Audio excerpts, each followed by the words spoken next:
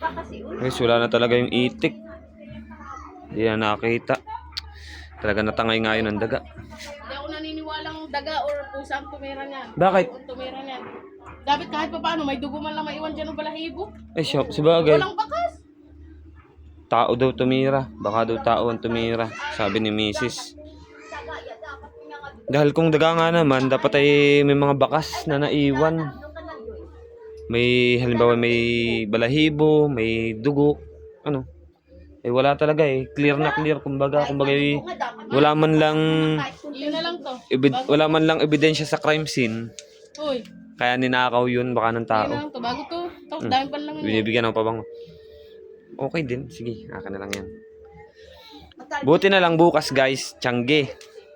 Bibili ulit ako ng itik, alagain. Mala nung reaction ni Tatsuki nung nalaman Hindi pa niya na. alam, di pa sinasabi. Ay, kailangan mo makabili bukas. Bibili ako bukas ng itik guys. Bibilan ko ulit yung mga bata. At di pa pala alam ng panganay ko. Magagalit yun. Sasama loob nun. Baka yun ay mag-iiyak. Pag nalaman na wala na yung itik. Baka ninakaw ng tao yun. Abay, wala man lang dugo. Wala man lang daw bakas ng mga balahibo. Mga syempre lalaban yun eh.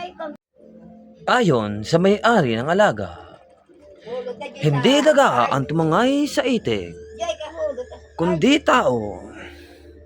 Dahil kung susuriin mabuti, wala man lang bakas na naiwan sa kulungan ng itik. Ito ang Soko, Scene of the Crime Operatives.